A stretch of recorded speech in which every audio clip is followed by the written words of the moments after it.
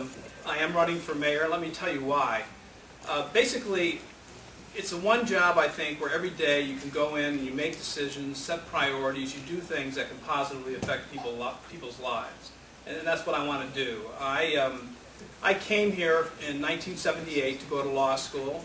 When I moved here, I met a woman from Nashville who was in my law school class who's spent her whole life here, and her family's all here. We fell in love, and she told me after we graduated this is where I was going to be living.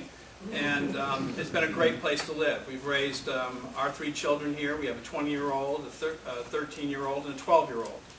And what I want to do with this city is this. There are 3 main goals I have. Number 1, I think this city needs to be a place where families live, not just a city where people work. It has to be a city that brings families here. And to do that, we have to have a public school system that competes with all the surrounding counties. And I think that is just critical to us becoming and remaining the city that we are right now. We have to do that. The second area I'm interested in education is driving down dropout rates. We know that we have a couple schools where the dropout rate is 50%. That causes a lot of problems in terms of public safety, economic development, and I think we can work on reducing those rates where the mayor acts as a leader. The other issue is public safety, which always has to be a priority. I'm convinced that if a mayor focuses on public education, public safety, the economic development will follow, and this city will remain a great, great city. I'm looking forward to tonight's discussion, and I'll end it there.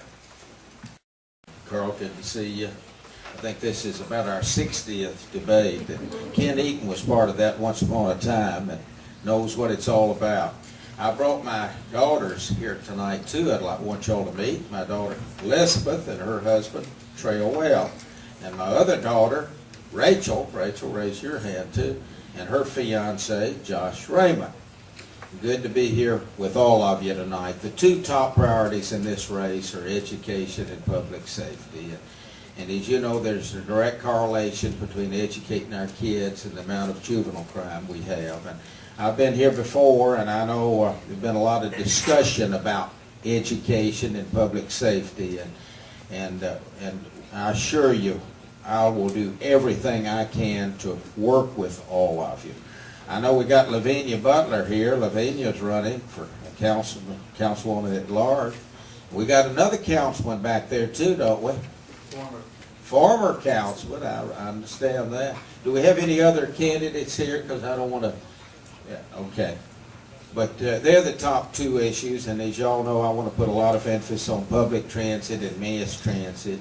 You know, that's sort of my bread and butter when I was a U.S. congressman, and I want to work with you at the federal, state, and local level. And I've made a lot of contacts, as a lot of you know, from the previous experiences that I've had.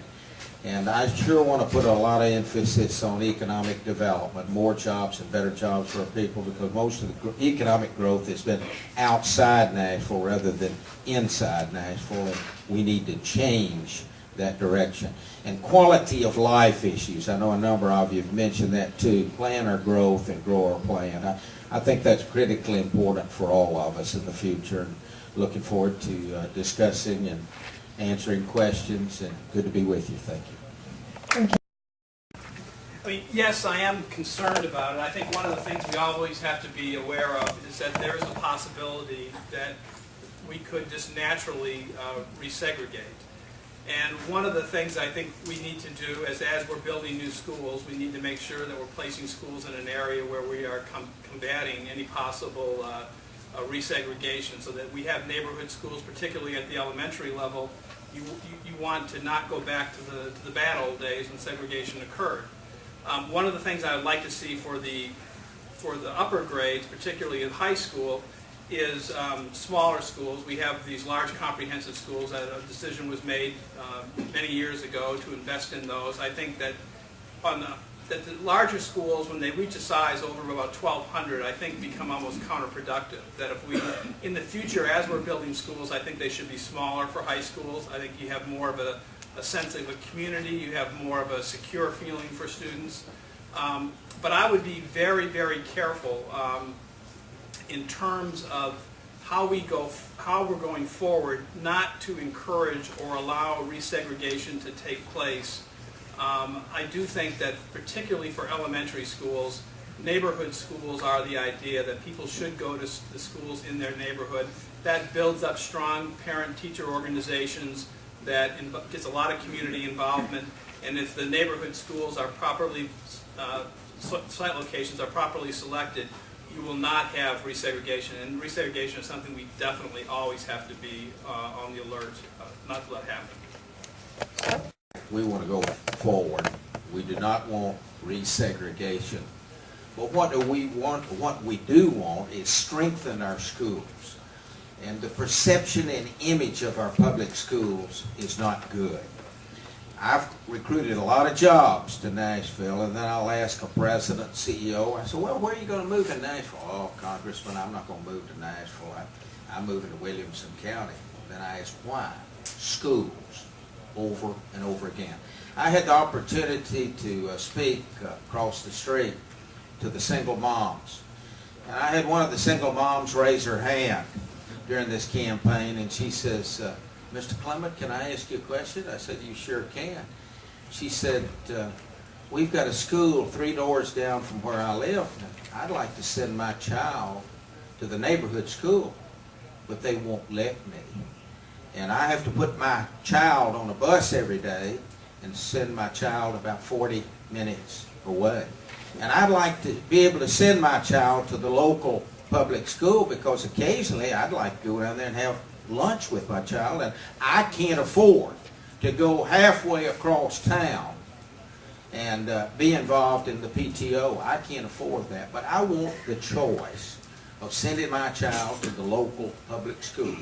My response was, you should have that right. If you want to send your child to the local neighborhood school, you should have that right. But if your next door neighbor wants to send their child to another public school outside the neighborhood, they should have that right. As you know also, I want to bring back vocational education, which we now call career and technical education, for the 21st century jobs. That's something we need to do. We need to give our young people more options. 30% of our kids dropping out of high school. Half of them drop out in the 9th grade. We base the number of jail cells in the future on the 3rd grade. We need to strengthen our school system. What I want to do? I want to bring about reform and accountability in our school system. I don't care how many dollars you spend, if you don't have reform and accountability with investing dollars in the school system, it will not work. Well, Mr. Clement, actually, we have a plan for school choice, which you just mentioned. How do you plan to pay for the increased cost of transporting to students all over the county? We'll give you about a minute for that. Well, we're doing that now. Matter of fact, we have a lot of transportation, sending kids to other schools across the county. And I do believe very strongly that the mayor and the city council and the public should be involved in the school system, and we shouldn't just leave it to the school board and the director of schools. I think we've been doing too much of that in recent years. And I think it's time for all of us to speak up and speak out. It doesn't mean we're always going to agree on everything, but we've got to be more involved in our kids' education, and we've got to be more involved in the future of education, because that's the best, easiest, and cheapest way to keep and retain a strong middle class, is to educate our kids. Actually, that leads to another question from